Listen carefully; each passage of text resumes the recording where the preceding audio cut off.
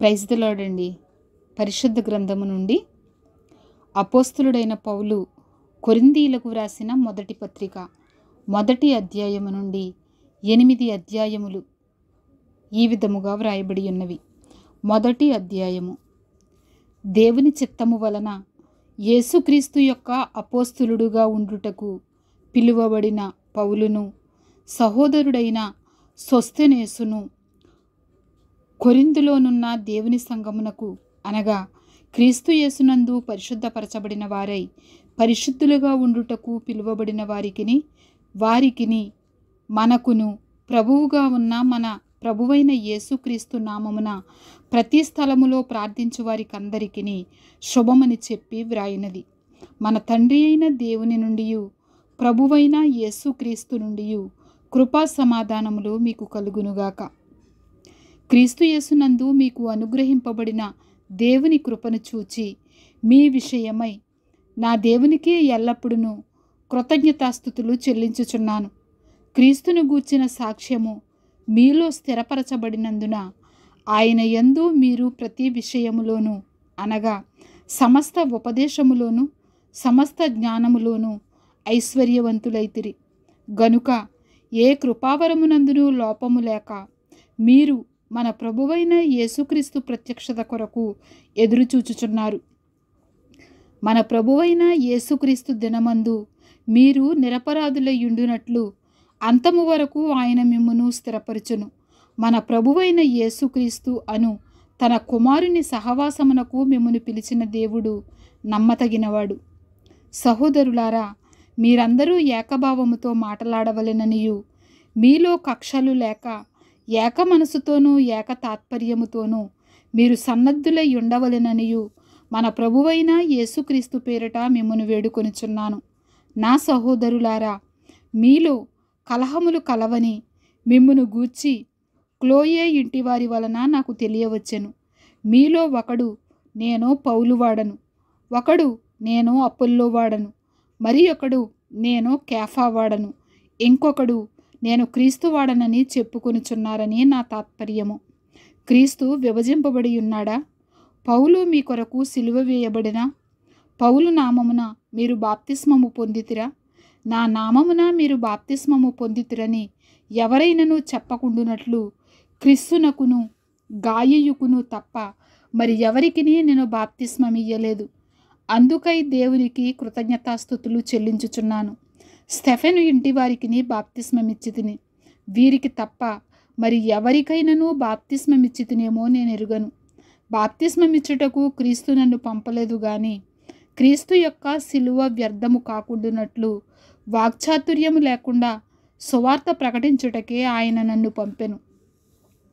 సిలువను గూర్చిన వార్త నశించుచున్న వారికి వెర్రితనము గాని రక్షింపబడుచున్న మనకు దేవుని శక్తి. ఇందు విషయమై జ్ఞానుల జ్ఞానమును నాశనము చేతును, వివేకుల వివేకమును శూన్యపరుతును అని వ్రాయబడి ఉన్నది. జ్ఞాని ఏమయ్యెను? శాస్త్రి ఏమయ్యెను? ఈ లోకపు తర్కవాది ఏమయ్యెను? ఈ లోక జ్ఞానమును దేవుడు వెర్రితనముగా చేసి ఉన్నాడు కదా. దేవుని జ్ఞానానుసారముగా లోకము తన జ్ఞానము చేత దేవునిని ఎరుగకుండినందున సువార్త ప్రకటనయను వెర్రితనము చేత నమ్మువారిని రక్షించుట దేవుని దయాపూర్వక సంకల్పమాయను. యూదులు సూచక క్రియలు చేయుమని అడుగుచున్నారు, గ్రీసు దేశస్థులు జ్ఞానము వెదుకుచున్నారు. అయితే మేము సిలువ వేయబడిన క్రీస్తును ప్రకటించుచున్నాము. ఆయన యూదులకు ఆటంకముగాను అన్యజనులకు వెర్రితనముగాను ఉన్నాడు గాని యూదులకేమి గ్రీసు దేశస్థులకేమి పిలువబడిన వారికే క్రీస్తు దేవుని శక్తియును దేవుని జ్ఞానమునయ్యున్నాడు. దేవుని వెర్రితనము మనుష్య జ్ఞానము కంటే జ్ఞానము గలది. దేవుని బలహీనత మనుష్యుల బలము కంటే బలమైనది. సహోదరులారా, మిమ్మును పిలిచిన పిలుపును చూడుడి. మీలో లోకరీతిని జ్ఞానులైనను గనులైనను గొప్ప వంశము వారైనను అనేకులు పిలువబడలేదు గాని ఏ శరీరియు దేవుని ఎదుట అతిశయింపకుండునట్లు జ్ఞానులను సిగ్గుపరుచుటకు లోకములో ఉండు వెర్రివారిని దేవుడు ఏర్పరచుకొని ఉన్నాడు.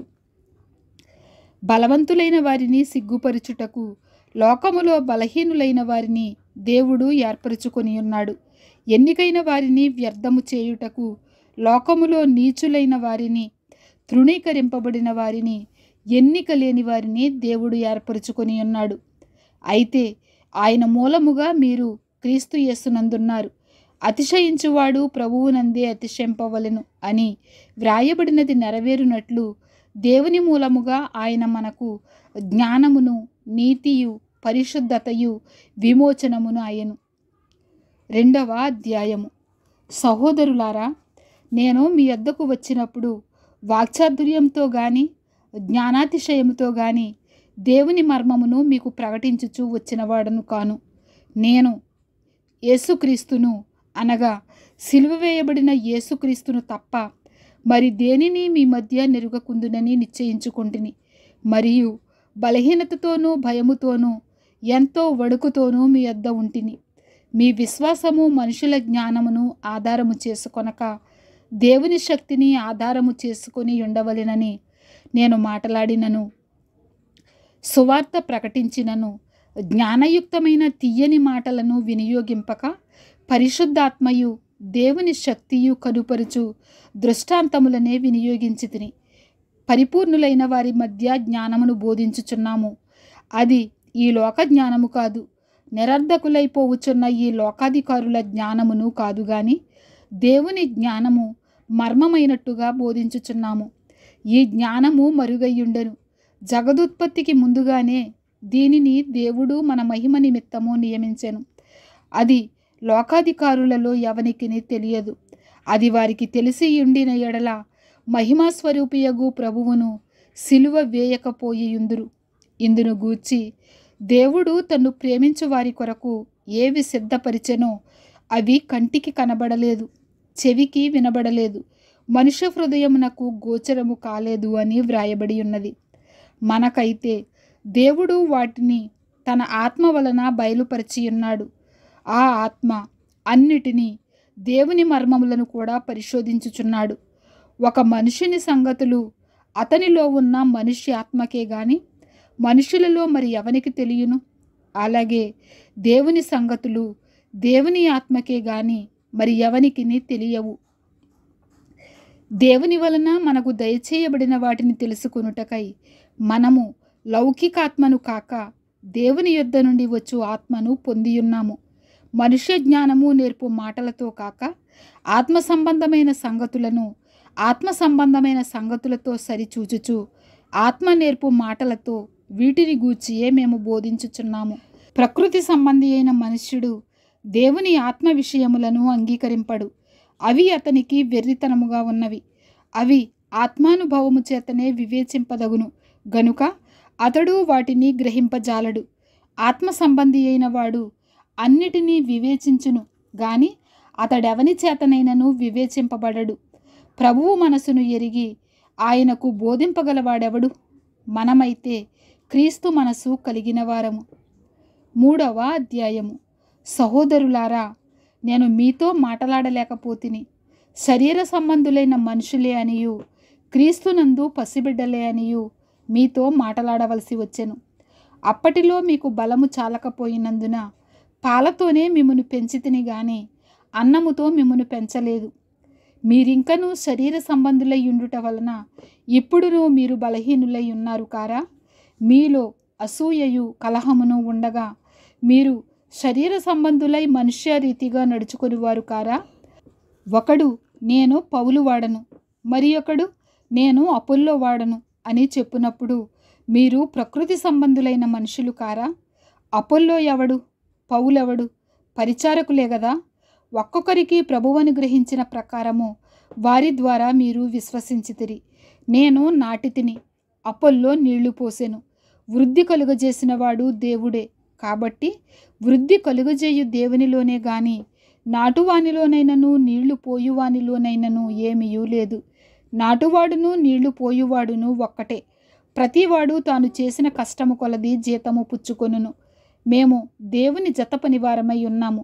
మీరు దేవుని వ్యవసాయమును దేవుని గృహమునై ఉన్నారు. దేవుడు నాకు అనుగ్రహించిన కృప చొప్పున నేను నేర్పరి అయిన శిల్పకారిని వలె పునాది వేసి తిని మరి ఒకడు దాని మీద కట్టుచున్నాడు. ప్రతివాడు దాని మీద ఎలాగూ కట్టుచున్నాడో జాగ్రత్తగా చూచుకొనవలెను. వేయబడినది తప్ప మరి ఒక పునాది ఎవడును వేయనేరడు. ఈ పునాది యేసుక్రీస్తే. ఎవడైనను ఈ పునాది మీద బంగారము, వెండి, వెలగల రాళ్ళు, కర్ర, గడ్డి, కొయ్యకాలు మొదలైన వాటితో కట్టిన ఎడల వాని పని కనబడును. ఆ దినము దానిని తేటపరుచును. అది అగ్ని చేత బయలుపరచబడును. మరియు వాని పని ఎట్టిదో దానిని అగ్నియే పరీక్షించును. పునాది మీద ఒకడు కట్టిన పని నిలిచిన ఎడల వాడు జీతము పుచ్చుకొనును. ఒకని పని కాల్చివేయబడిన ఎడల వానికి నష్టము కలుగును. అతడు తన మట్టుకు రక్షింపబడును గాని అగ్నిలో నుండి తప్పించుకున్నట్టు రక్షింపబడును.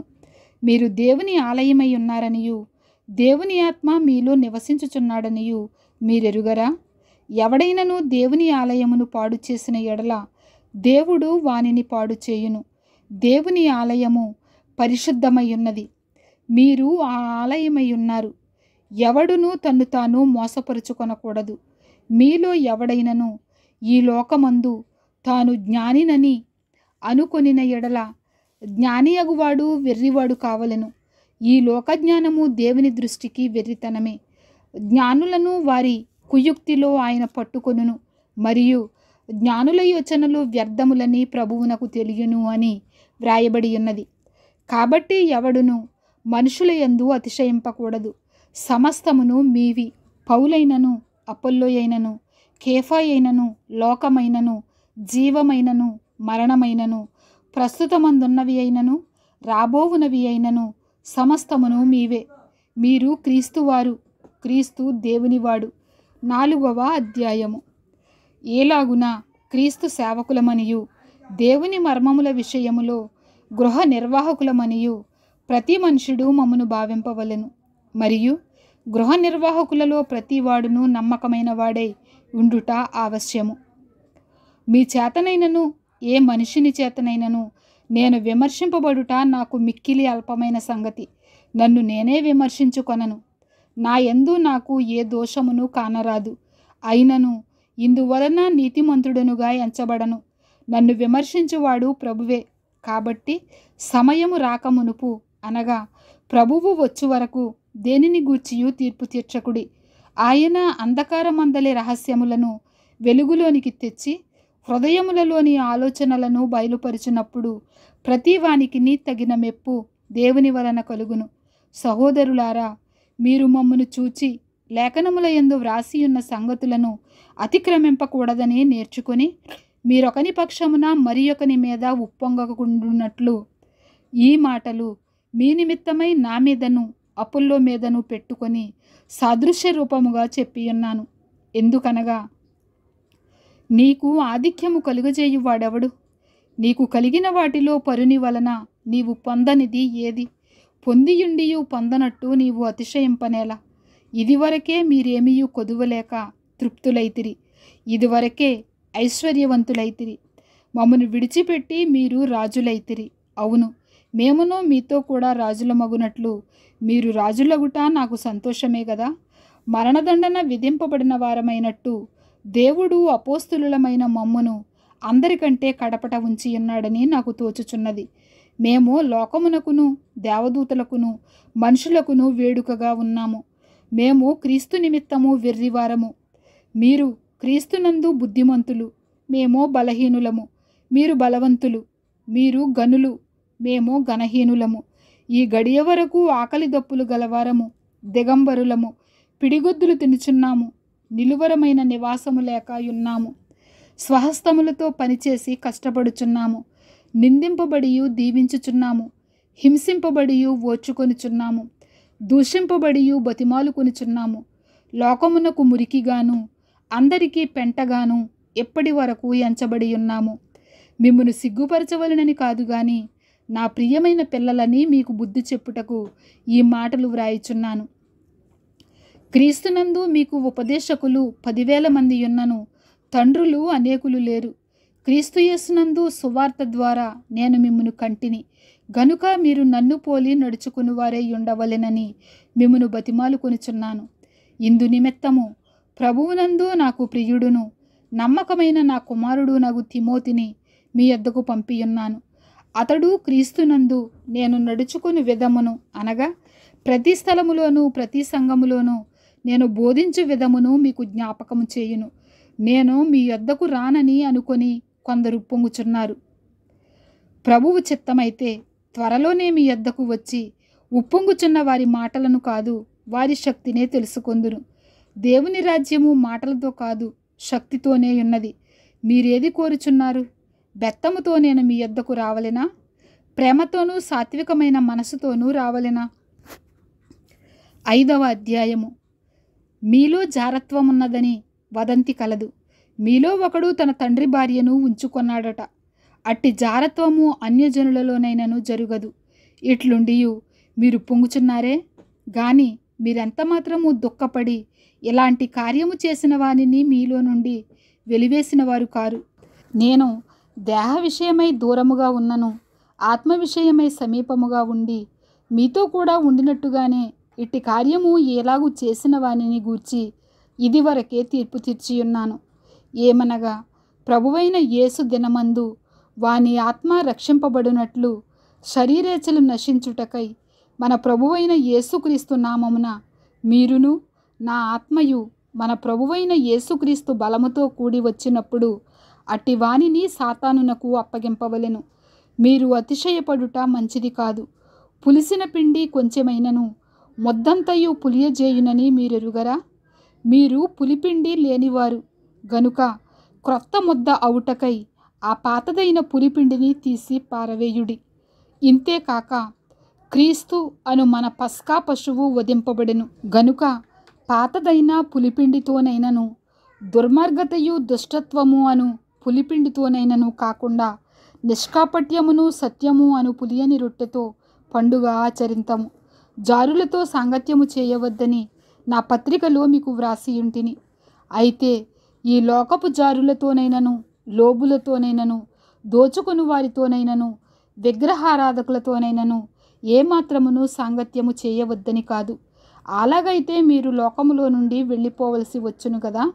ఇప్పుడైతే సహోదరుడనబడిన వాడెవడైనను జారుడు గాని లోబి గాని విగ్రహారాధకుడు గాని తిట్టుబోతు గాని త్రాగుబోతు గాని దోచుకొనివాడు గాని అయి ఉన్న ఎడల అట్టి వానితో సాంగత్యము చేయకూడదు, భుజింపను కూడదని మీకు వ్రాయుచున్నాను. వెలుపలి వారికి తీర్పు తీర్చుట నాకేలా? వెలుపలి వారికి దేవుడే తీర్పు తీర్చును గాని మీరు లోపటి వారికి తీర్పు తీర్చువారు గనుక ఆ దుర్మార్గుని మీలో నుండి వెలివేయుడి. 6వ అధ్యాయము. మీలో ఒకనికి మరి ఒకని మీద వ్యాజ్యములున్నప్పుడు వాడు పరిశుద్ధుల ఎదుట కాక అనీతిమంతుల ఎదుట వ్యాజ్యమాడుటకు తెగించుచున్నాడా? పరిశుద్ధులు లోకమునకు తీర్పు తీర్చుదురని మీరెరుగరా? మీ వలన లోకమునకు తీర్పు జరగవలసి ఉండగా మిక్కిలి అల్పమైన సంగతులను గూర్చి తీర్పు తీర్చుటకు మీకు యోగ్యత లేదా? మనము దేవదూతలకు తీర్పు తీర్చుదుమని ఎరుగరా? ఈ జీవన సంబంధమైన సంగతులను గూర్చి మరి ముఖ్యముగా తీర్పు తీర్చవచ్చును గదా. కాబట్టి ఈ జీవన సంబంధమైన వ్యాజ్యములు మీకు కలిగిన ఎడల వాటిని తీర్చుటకు సంఘములో తృణీకరింపబడిన వారిని కూర్చుండబెట్టుదురా? మీకు సిగ్గు రావలెనని చెప్పుచున్నాను. ఏమి, తన సహోదరుల మధ్యను వ్యాజ్యము తీర్చగల బుద్ధిమంతుడు మీలో ఒకడైనను లేడా? అయితే సహోదరుడు సహోదరుని మీద వ్యాజ్యమాడుచున్నాడు, మరి అవిశ్వాసుల ఎదుటనే వ్యాజ్యమాడుచున్నాడు. ఒకని మీద ఒకడు వ్యాజ్యమాడుట మీలో ఇప్పటికే కేవలము లోపము. అంతకంటే అన్యాయము సహించుట మేలు కాదా? దానికంటే మీ సొత్తులను అపహరింపబడనిచ్చుట మేలు కాదా? అయితే మీరే అన్యాయం చేయుచున్నారు, అపహరించుచున్నారు, మీ సహోదరులకే ఎలాగు చేయుచున్నారు. అన్యాయస్తులు దేవుని రాజ్యమునకు వారసులు కానేరని మీకు తెలియదా? మోసపోకుడి. జారులైనను విగ్రహారాధకులైనను వ్యభిచారులైనను ఆడంగితనము గలవారైనను పురుష సంయోగులైనను దొంగలైనను లోబులైనను త్రాగుబోతులైనను దూషకులైనను దోచుకుని వారైనను దేవుని రాజ్యమునకు వారసులు కానేరరు. మీలో కొందరు అట్టివారై యుంటిరి గాని ప్రభువైన యేసుక్రీస్తు నామమునను మన దేవుని ఆత్మయందును మీరు కడుగబడి పరిశుద్ధపరచబడిన వారై నీతిమంతులుగా తీర్చబడితిరి. అన్నిటి యందు నాకు స్వాతంత్రము కలదు గాని అన్నియు చేయదగినవి కావు. అన్నిటి యందు నాకు స్వాతంత్ర్యము కలదు గాని నేను దేని చేతను లోపరుచుకొనబడనొల్లను. భోజన పదార్థములు కడుపునకును, కడుపు భోజన పదార్థములకును నియమింపబడి ఉన్నవి. దేవుడు వాటిని నాశనము చేయును. దేహము జారత్వము నిమిత్తము కాదు గాని ప్రభువు నిమిత్తమే.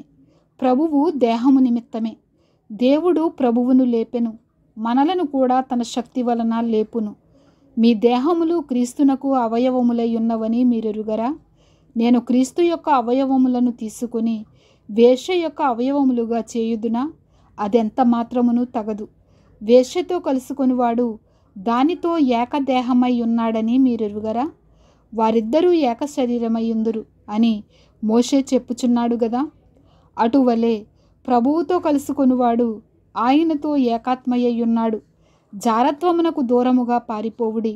మనుషుడు చేయు ప్రతి పాపమును దేహమునకు వెలుపల ఉన్నది గాని జారత్వము చేయువాడు తన సొంత శరీరమునకు హానికరముగా పాపము చేయుచున్నాడు.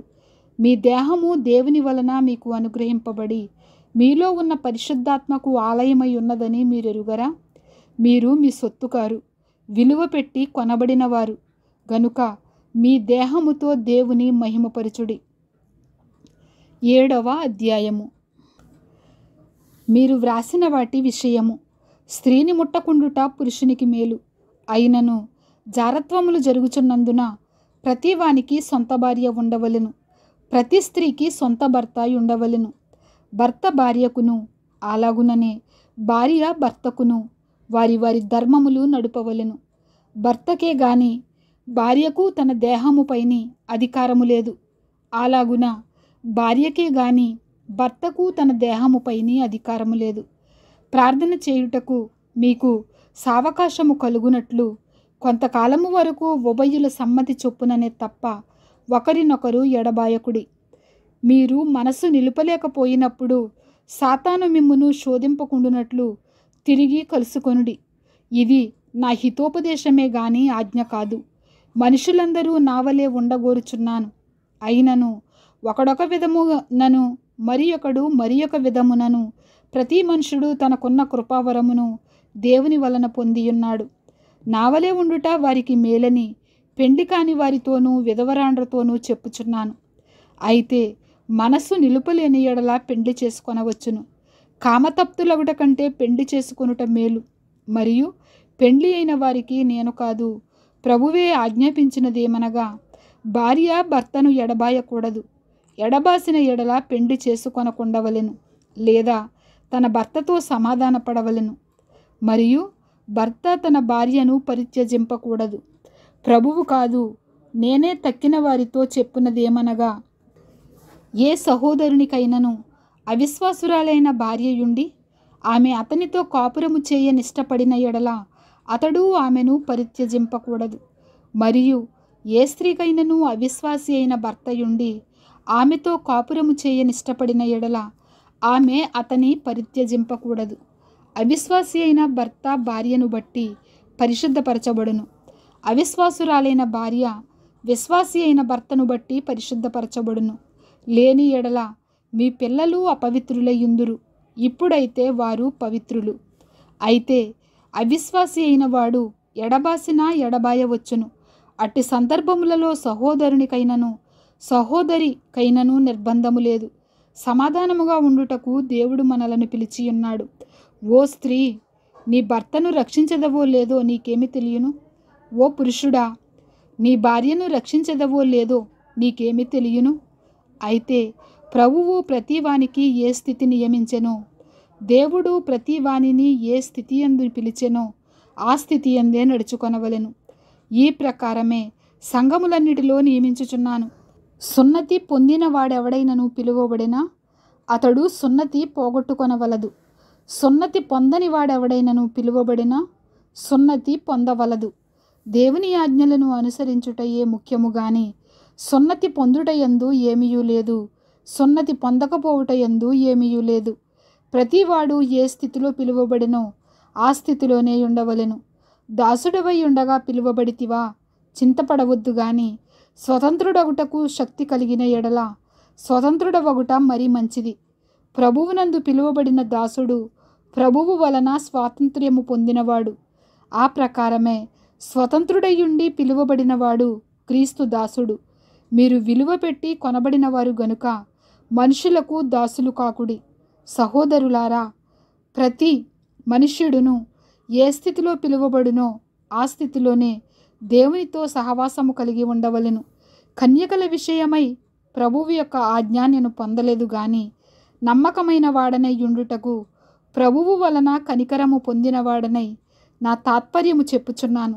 ఇప్పటి ఇబ్బందిని బట్టి పురుషుడు తానున్న స్థితిలోనే ఉండుట మేలని తలంచుచున్నాను.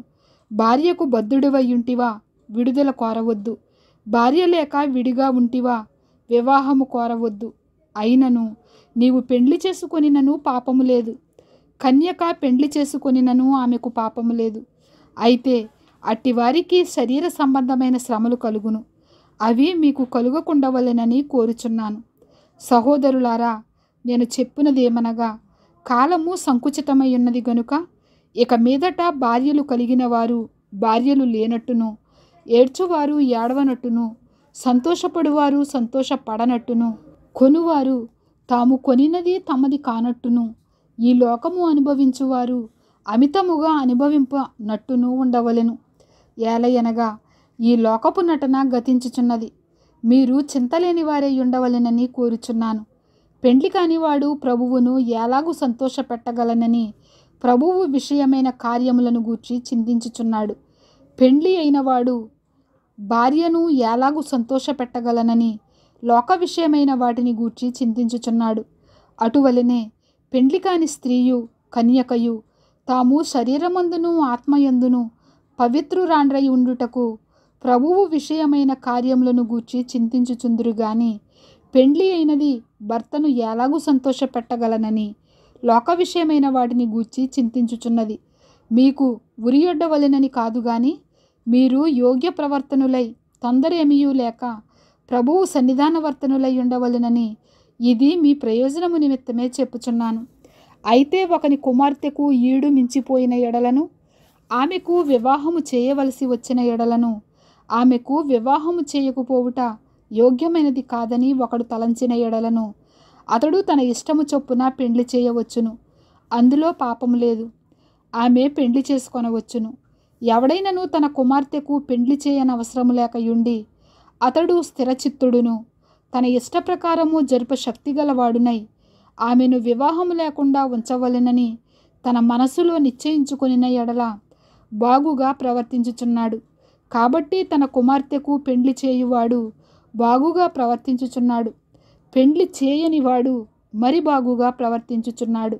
భార్య తన భర్త బ్రతికి ఉన్నంత కాలము బద్ధురాలయ్యుండును.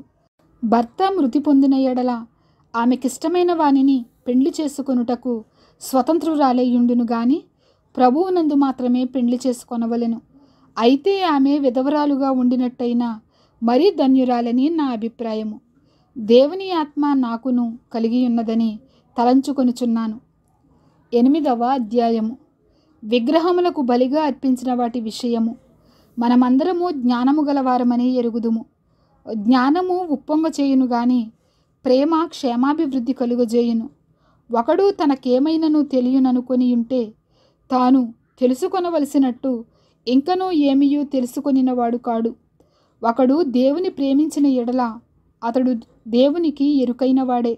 కాబట్టి విగ్రహములకు బలిగా అర్పించిన వాటిని తినుట విషయము, లోకమందు విగ్రహము వట్టిదనియు ఒక్కడే దేవుడు తప్ప వేరొక దేవుడు లేడనియు ఎరుగుదుము.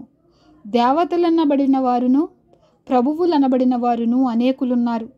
ఆకాశమందైనను భూమి మీదనైనను దేవతలనబడినవి ఉన్నను మనకు ఒక్కడే దేవుడున్నాడు. ఆయన తండ్రి. ఆయన నుండి సమస్తమును కలిగెను. ఆయన నిమిత్తము మనమున్నాము. మరియు మనకు ప్రభువు ఒక్కడే, ఆయన యేసుక్రీస్తు. ఆయన ద్వారా సమస్తమును కలిగెను. మనము ఆయన ద్వారా కలిగిన వారము. అయితే అందరి యందు ఈ జ్ఞానము లేదు. కొందరిది వరకు విగ్రహమును ఆరాధించిన వారు గనుక తాము భుజించు పదార్థములు విగ్రహమునకు బలి ఇయ్యబడినవని ఎంచి భుజించుదురు. ఇందువలన వారి మనస్సాక్షి బలహీనమైనదై అపవిత్రమగుచున్నది. భోజనమును బట్టి దేవుని ఎదుట మనము మెప్పు పొందము. తినకపోయినందున మనకు తక్కువ లేదు, తినినందున మనకు ఎక్కువ లేదు. అయినను మీకు కలిగి ఉన్న ఈ స్వాతంత్రము వలన బలహీనులకు అభ్యంతరము కలుగకుండా చూచుకొనుడి.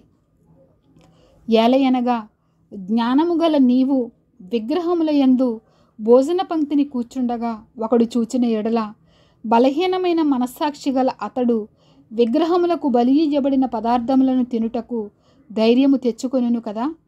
అందువలన ఎవని కొరకు క్రీస్తు చనిపోయెనో ఆ బలహీనుడైన ఆ నీ సహోదరుడు నీ జ్ఞానమును బట్టి నశించును. ఏలాగు సహోదరులకు విరోధముగా పాపము చేయుట వలనను వారి బలహీనమైన మనస్సాక్షిని నొప్పించుట వలనను మీరు క్రీస్తునకు విరోధముగా పాపము చేయువారగుచున్నారు. కాబట్టి భోజన పదార్థము వలన నా సహోదరునికి అభ్యంతరము కలిగిన ఎడల నా సహోదరునికి అభ్యంతరము కలుగజేయకుండుటకై నేనెన్నటికినీ మాంసము తినను.